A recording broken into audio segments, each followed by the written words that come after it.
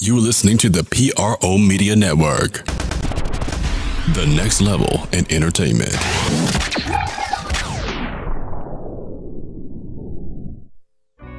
he goes in. Throwing it down! How about a poster? Anthony Davis is on fire!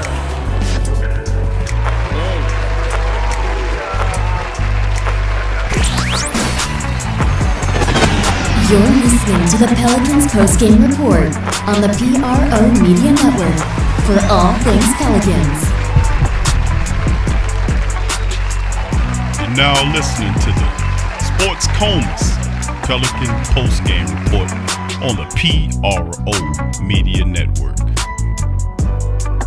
And tonight's show will be coming at you on this February the 6th, 2018 podcast 146. That's right, 146, almost 150 on the podcast. Big ups to the fam. Big ups to the staff, everybody, for making it possible. As we move into this podcast by giving you a round of applause for joining us. And there it is. I knew it was in there somewhere. Anyway, thank y'all for joining us today. And today's show will be recapping the New Orleans Pelicans blowout loss. I mean, completely blown out of this game to the Utah Jazz at home at the Smoothie King Center, 133-109. We'll break that game down with stats, facts, interviews. Of course, my own breakdowns. Interviews from Coach Gentry and Jrue Holiday as they chime in on what went wrong. And we'll start at the top of the chain with defense. Where was the defense? We'll talk about that. AD played good the first half, disappeared the second half, had 2 points. What did he pulled off his Houdini deal, which I ain't think AD to do, but he was there, but just wasn't a fact in the second half. We'll get into that as well. The Pells, they got a problem. Their ship has a hole in it, no doubt about it, and that hole is the ship is sinking very slowly. And I don't know if the administrator said, if you're a statistical person or a person with common sense, you can look at it and see that the team is definitely sinking. They're 1-4 since the DeMarcus Cousins injury, and it seems that we have problems, Houston. They're 1-4. We'll talk about that and what the Pelicans can do to kind of steady the ship, so to speak. Then in the second segment, we'll preview the Indiana Pacers. Of course, Wednesday night, the Pelicans face off in the Smoothie King Center against the Indiana Pacers, who are looking pretty good right now. 30 wins on the season. Victor Oladipo, Miles Turner, Sabonis. That very young squad is definitely playing above what people thought they could. They look good right now. And the Pacers will travel here and meet us in the Smoothie King Center. It'll be a difficult matchup for the Pelicans, as they could not handle the Jazz. Obviously not. Jazz was just smoking hot in this game. But anyway, we'll preview that game with stats, facts, and predictions. We'll give you our predictions on who we think, or who I think, will ultimately end up winning that game as well. And hopefully the Pelicans can find some kind of way to get something going.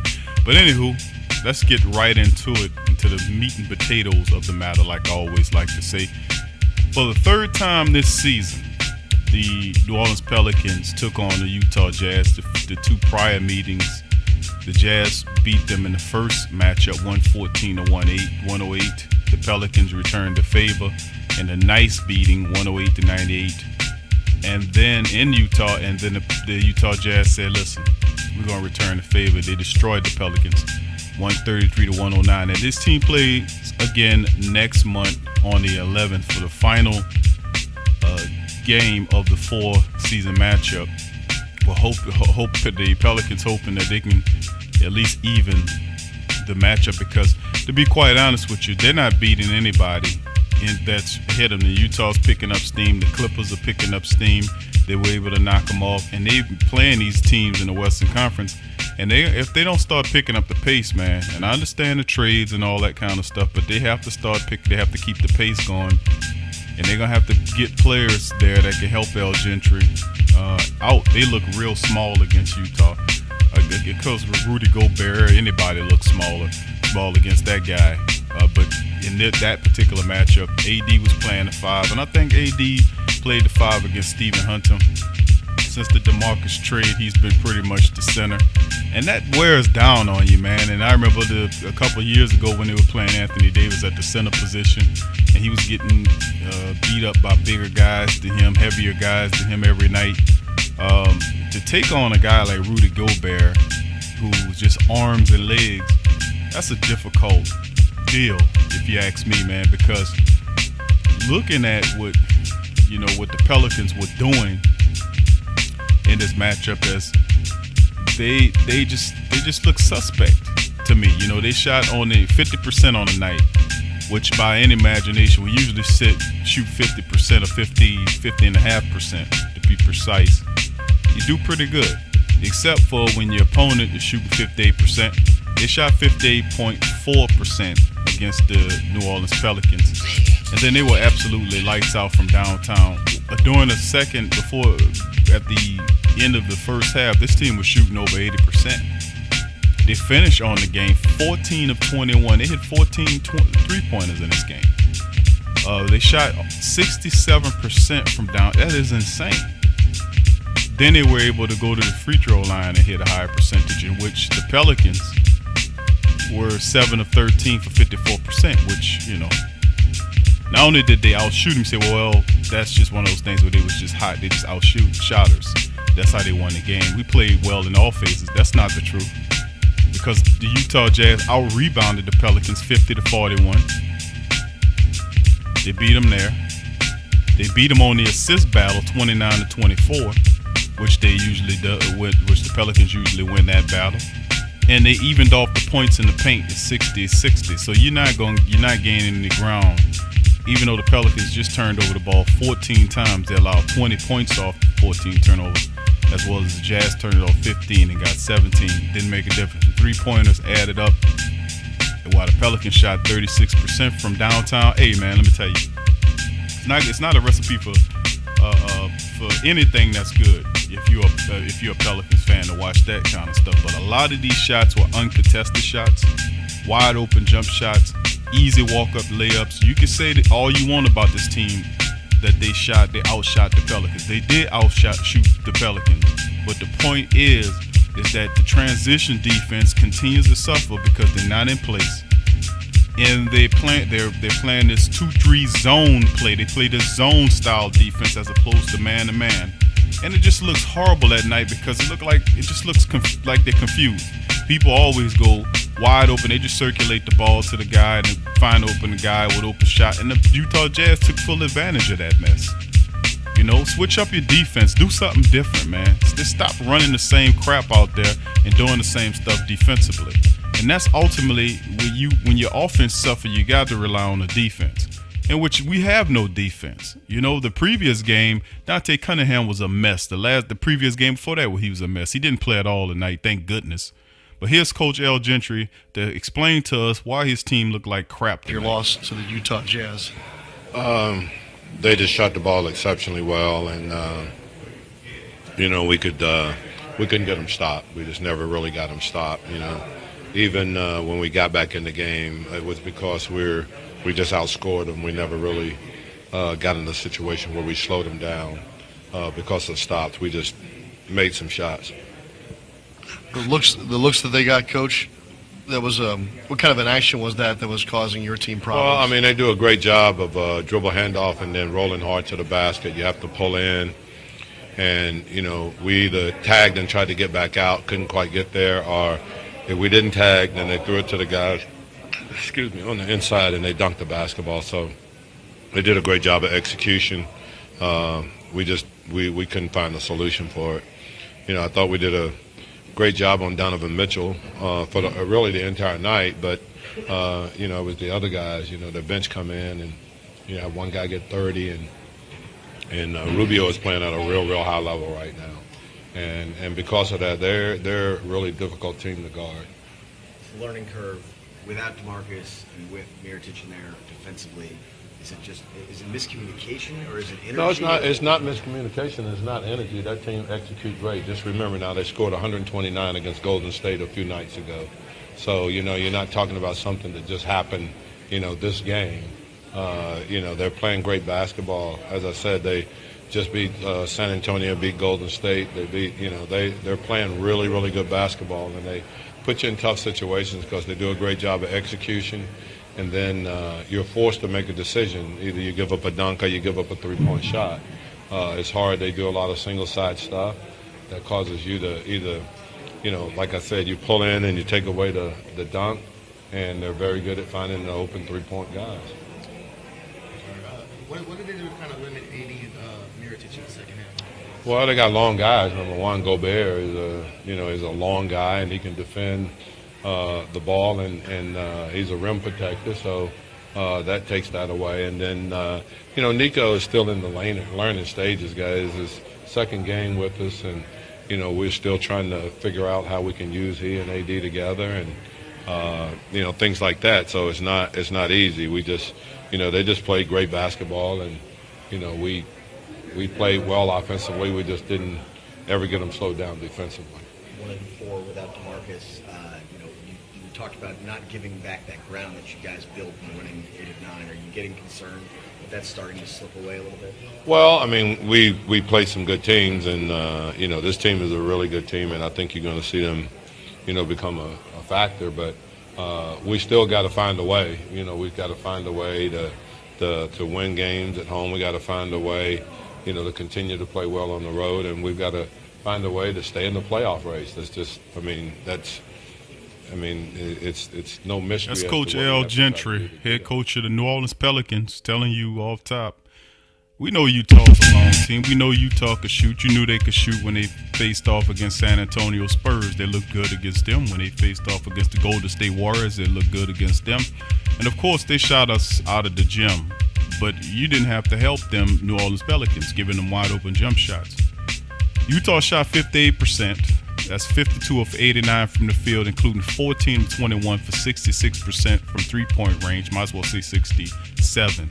New Orleans was just 8 of 22 for 36% from long range. New Orleans only held the lead once on the opening basket, 2-0, leading 13 seconds into the game. Utah tied the game 50 seconds later and took the lead for good on a Derek Favors 3. Utah opened the game with a 23-8 run, and they had it ever since. Trailing 60-49 with about 3 minutes and 34 seconds remaining in the first half.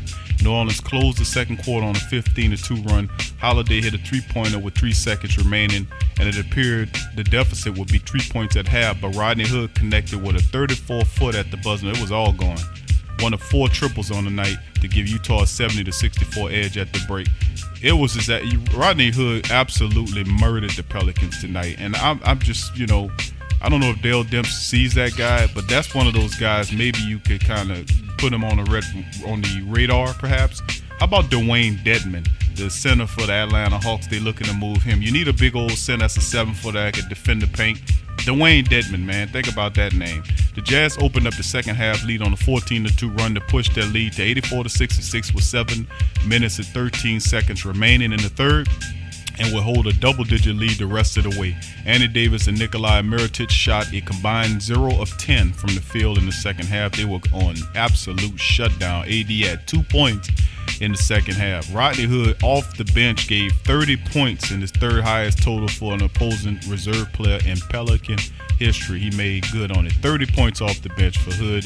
Rubio, he was their top assist man with 11. Gobert had 10 rebounds. Holiday finished with the top score, 28, 11 rebounds for Anthony Davis. Rajon Rondo even looked pretty good in this game, to be quite honest with you. Rondo was a top scorer at half for the Pells. He had finished with 18 points and 8 assists in the game. Jrue Holiday was a top scorer, 28 points. Like I said, AD finished with 15 points and 11 rebounds in 35 minutes, well below his magnificent standard. He just couldn't do it. E'Twaun Moore put up 14 points on 5 of 9, shooting 2 of 3 from downtown. And then off the bench, Ian Clark looked real good shooting the ball. In 19 minutes, he was 7 and 11. 14 points, he did not hit a 3. They did play Sheik Diallo some minutes. He played 15 minutes. Got 6 rebounds, 6 points and 1 board. Actually good to see him. Darius Miller looked like horse crap tonight. 28 minutes he played, shot 1 of 3. He only had 2 points tonight. Didn't get many shots off. Emeka Okafor got a little action tonight too. He had 3 points. Mike James played 3 minutes in the game. I wish they'd give him some more burn. Hey, Al Gentry, the fastest point guard you have is Mike James. He can push the pace. He plays defense. Play that man more, like I said about Sheik Diallo. Anyway, we're going to talk more about this game when we get back on the other side of the break. We'll have some more breakdown on this game. We'll have interview from Jrue Holiday, what he thought. Then we'll also cover other news and notes on the other side of the break. You're listening to the Pelican Post-Game Report on the PRO Media Network. Stay with us. Get all the latest news and updates from your New Orleans Pelicans at the Pelicans Eye View, the new and official Pelicans Daily Journal, covering everything Pelicans. Attention, everyone. Get breakdown on games, free agent signings and potential moves, unbiased opinions and straight up facts with statistical analysis from G Balance. Go to www.thesportsdaily.com/Pelicans-I-View. I'm a Saints and Pelicans fan, so the only podcast I can get my fix is The Sports Coma with Big Q. The guy's intense, funny, and they always keep it real. Check out The Sports Coma with Big Q and the guys.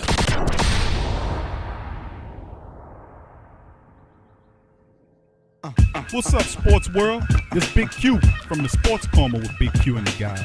Talking to you about the website, theposhlifestyle.com. That's right, poshlifestyle.com.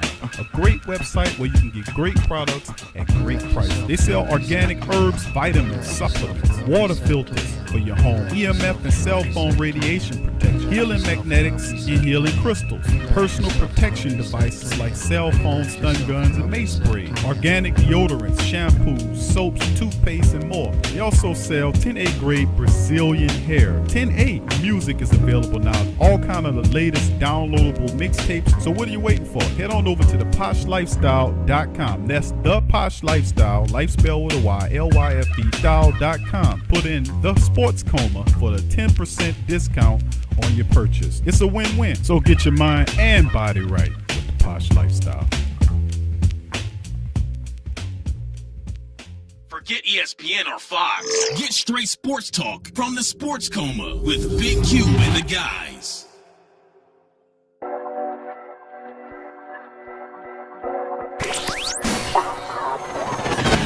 You're listening to the Pelicans Post-Game Report on the PRO Media Network for all things Pelicans.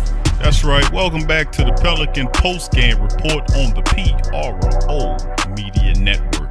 Recapping the hideous, ugly loss to the Utah Jazz, 133. You heard me right. 133 to 109. The Jazz completely blew the doors off the Pelicans in this affair at their own home. The Pelicans are now 1-4.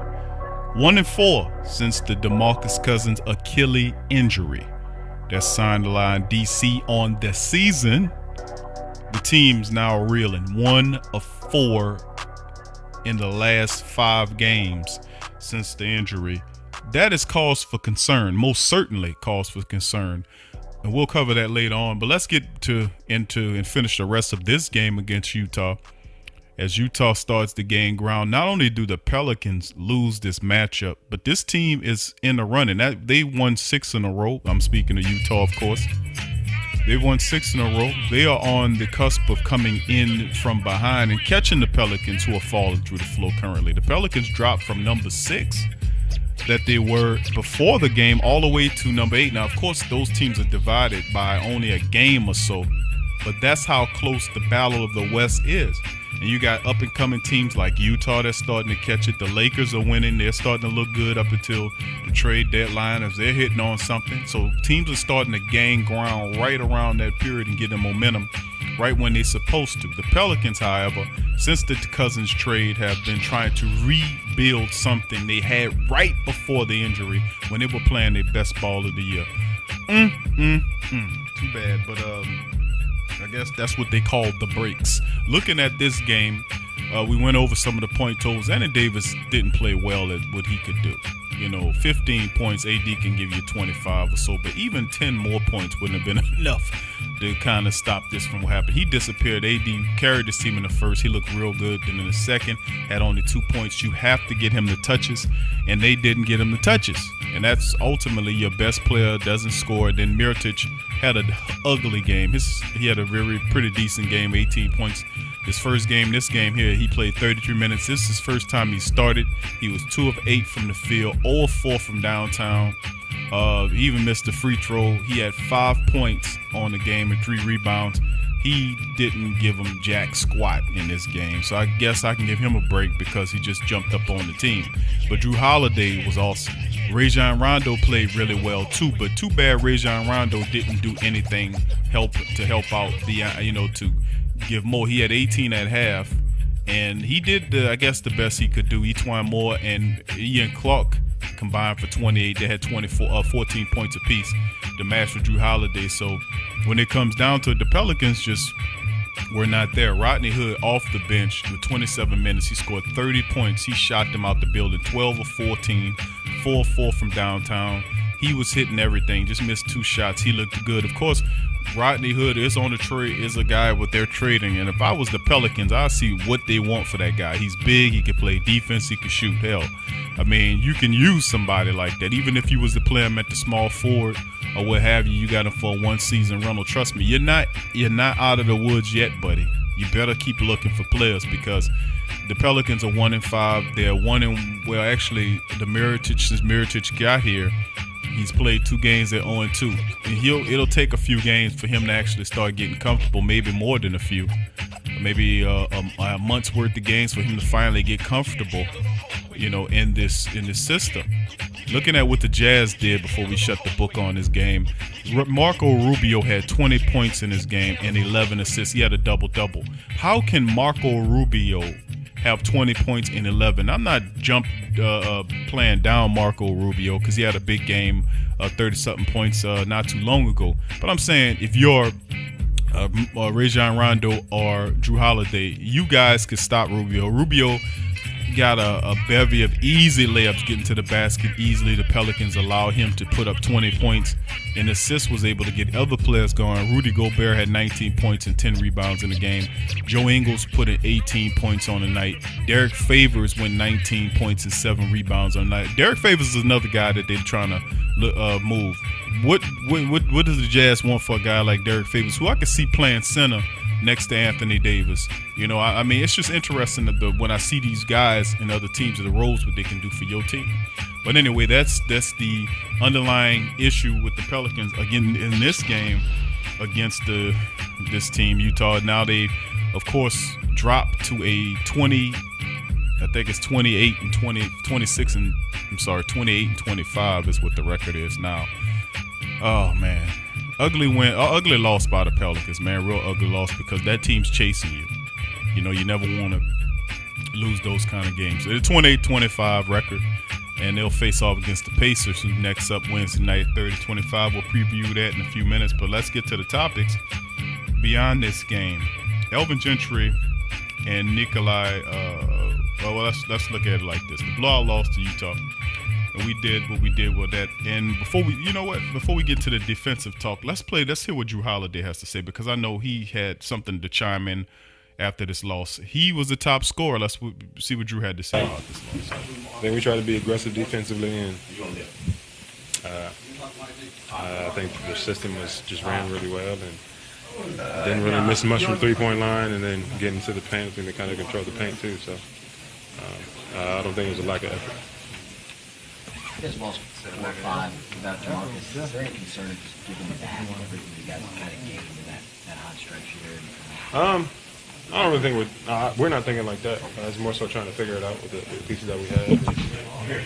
Obviously, we have a couple new additions, so to be able to fit them in and get comfortable with that. So, yeah, and just something about these purple jerseys. Was any of it kind of just still figuring out how to work AD and Mirotic together in that front court combo? I mean, I think they did a good job. I think we missed a lot of easy shots, but offensively for them, and they weren't missing. That could be discouraging. I thought we came back in at the beginning or at the end of the second half, but they came out red hot again. They know what I'm talking about. Is it a communication issue? Is there anything like that that's cropping up just with so many new pieces and a new kind of defensive outlook? Nah, I think they played well. I think they played extremely well, especially with the system. That's Jrue Holiday breaking it down, talking about the energy and all this kind of stuff. The reality of the situation is this team is not very good defensively. That's the obvious thing. And right before the injury, they started to really look differently on defense, so to speak. They were doing some things differently on defense.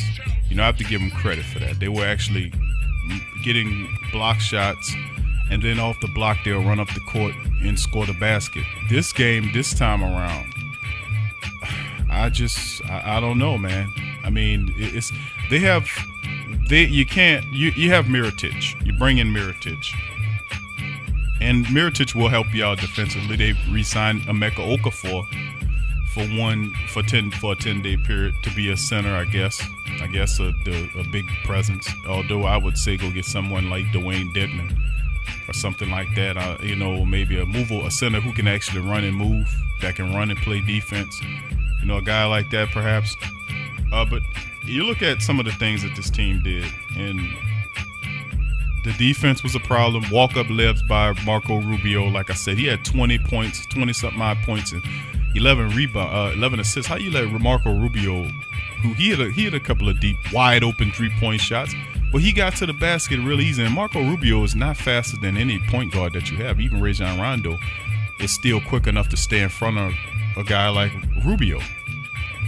So I mean, he's not a blazer. To get to the hoop like some guys like a John Wall or something. I mean, come on now. He got to be one of the slowest point guards in the league. But, yeah, he was able to get to the basket in rapid recession and were able to damage the Pelicans, even threw out 11 assists to get other people involved in the offense that pretty much did it. The transition defense continues to let the team down constantly. Bottom line. And until you commit to play serious defense, not Jrue Holiday. I got to give Jrue Holiday credit. The last few games, he's been having his hands full, and he's undersized too, playing against guys a lot bigger than him. And I have to give him credit. He does a terrific job against some of these guys. Hell, he was guarding Paul George not too long ago. Come on. But Jrue Holiday to me is the best guard they have in terms of defensive guard. Now, he's a good two-way nonetheless. He put up 21 in this one.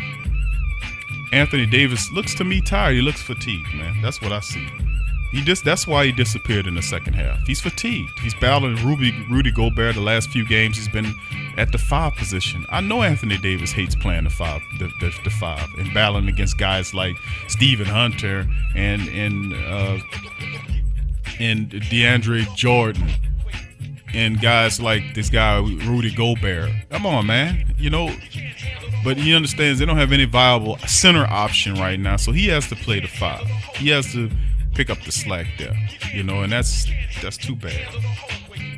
1-4 since the DeMarcus Cousins injury. We know that 1-4, and guess what? It won't get any easier. You have Utah; they're pretty good team that you'll play Wednesday night, and then you go on a 3-game road swing against Philadelphia and Ben Simmons, against Brooklyn, where you might be able to get a win out of them, and a new powered up Detroit team that's smashing everything in front of them, totally undefeated since the Blake Griffin trade, and then totally revitalized the team. And they basically, what Detroit is doing is mimicking what New Orleans did, which was get the center, they got Drummond, and they get the power forward, all-star power forward, in which Blake Griffin, and that kind of mimics a smaller scale the AD and Boogie type system that we see. So that's the first team, New Orleans style Pelican team, clone team, but it's working for them, and you're gonna see those guys. So that's a tough 3-game road stand, and even though you can give them the Brooklyn game, you got to go up there and take it. We just have to monitor, man, to see what it is and how it is, because it's difficult right now. I'm just not gonna tell you. Just gonna tell you the truth. Okay, let's move forward. Let's preview the matchup against the Indiana Pacers. Of course, the Pacers. They're 30 and what is this team? I think 30 and 25. 30 and 25 is the Pacers record. Now, this game here. Of course, we know the Pelicans did lose to Indiana the first time. I think it was yes. They lost the first time. No, yes. Yeah, well, that's been a while ago. This is the first time they're meeting up. But New Orleans has lost 12 of its last 15 matchups with Indiana, including 10 straight from 2011 to 2016. Very tough team to beat in that time.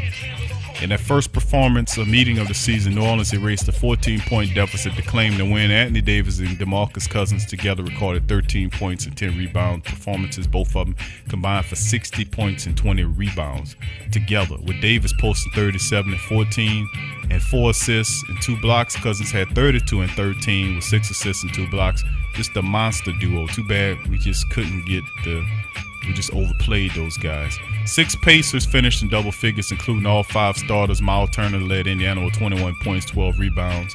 After shooting 63, almost 64% from the field, including 41%, almost 42% from deep in the first half, Indiana was held just to 14 and 46 for 30%, including in shooting after halftime, including the 4-12 performance from deep. That's 33%. New Orleans set a franchise record with 21 steals against Indiana back in January of 2016.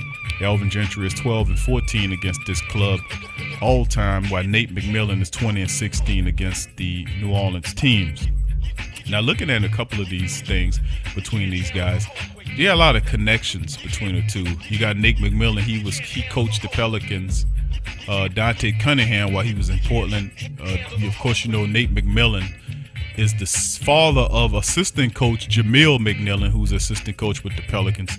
Solomon Hill spent his first 3 professional seasons from 2013, 2016 in 169 regular season games. He averaged 6 points, 3 rebounds, and a point and assist and a half a game. And we'd be readily happy to send you back to Indiana if they would take you. Pelicans, Etwan Moore is a native of East Chicago, Indiana, and played basketball at Purdue in Lafayette, Indiana.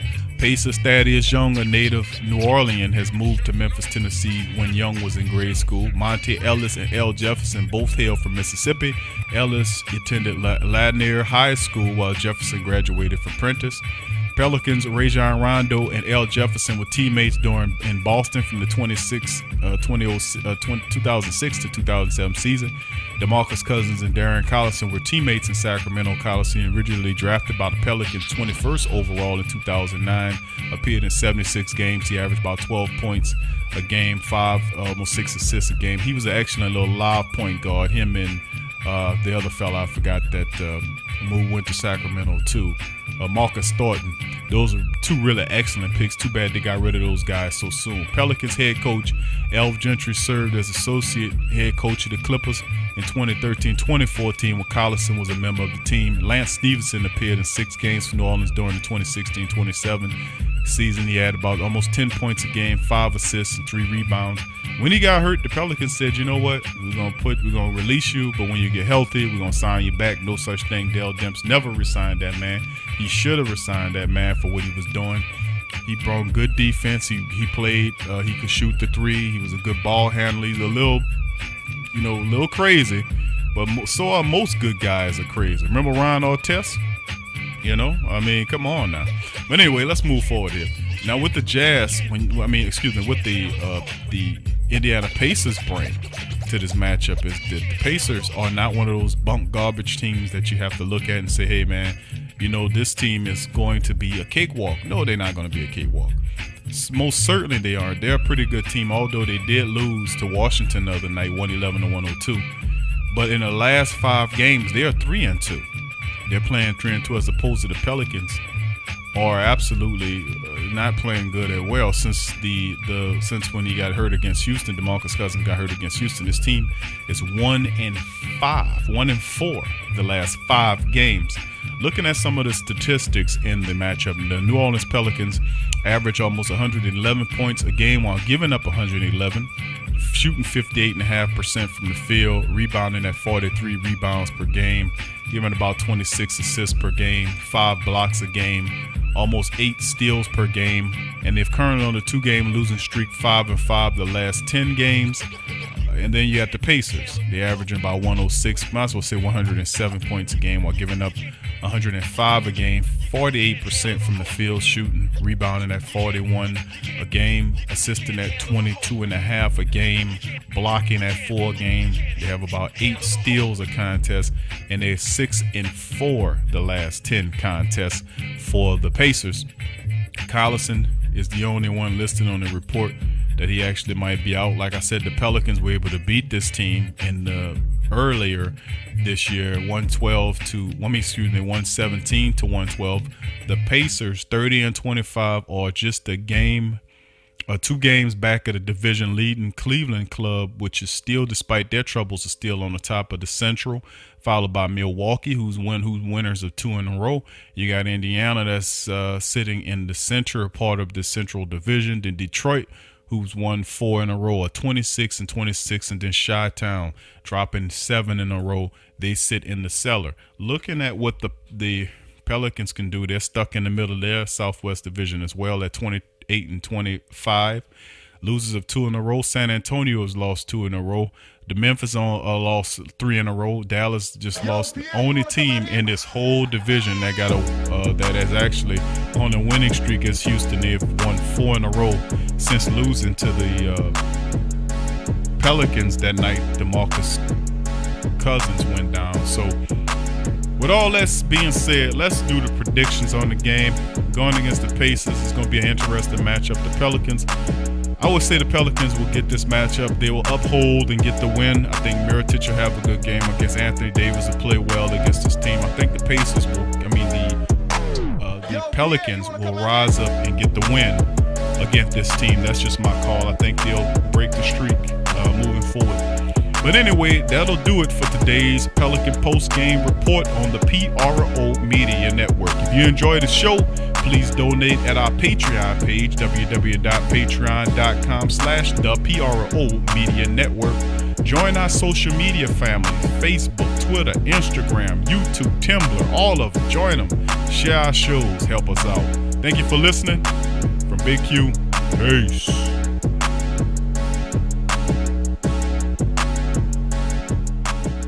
Forget ESPN or Fox. Get straight sports talk from the Sports Coma with Big Q and the guys. What's up, world? This is DC from the Sports Coma with Big Q and the guys. Have you ever been sitting in front of your computer screen, or in traffic, tired, lacking energy, feeling drained? Did you know there are electromagnetic fields or EMF waves all around you that cause this disease? Get it? Dis-ease? Luckily here at Posh Lifestyle, you can get your EMF protection. They have pendants, the shell-dyed bricks, cubes, and pyramids. Check out the PoshLifestyle.com. That's life spelled with a Y. PoshLifestyle.com for all your health needs. So get your mind and body right with a Posh Lifestyle.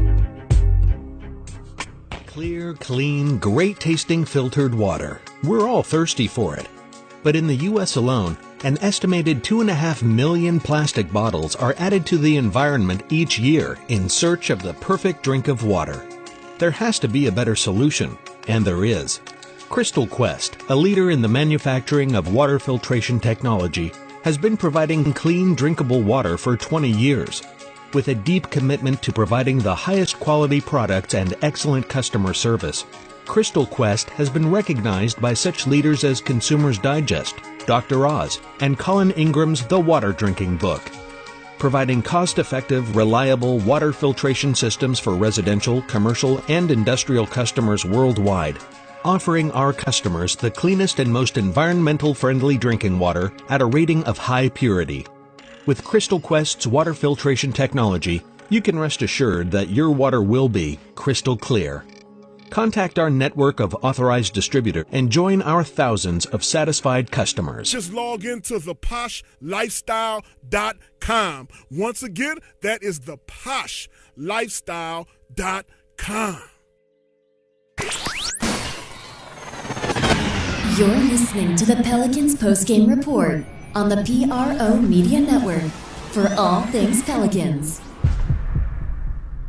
In today's world, children are bombarded with negativity on television, online, and at school. Our kids need to have a positive outlook on life and the world around them. I want to share with you a valuable resource you can use to bring positivity into your child's life. It's the new book, 101 Powerful Children Affirmations, a guide to positive child self-image, from author and dad, G.J. Barabino. This is a simple guide loaded with wonderful and inspirational affirmations designed to uplift young people's spirits. This positive and powerful children affirmational is chock full and loaded with wonderful inspirational sayings that will lift your child's self-image to whole new levels through the awesome power of spoken word. 101 Powerful Children Affirmations, a guide to positive child self-image, from author and dad G.J. Barabino. Available on Amazon. Order a copy for yourself, your child's teachers, or anyone you know with children. 101 Powerful Children Affirmations, a guide to positive child self-image. Order your copy today.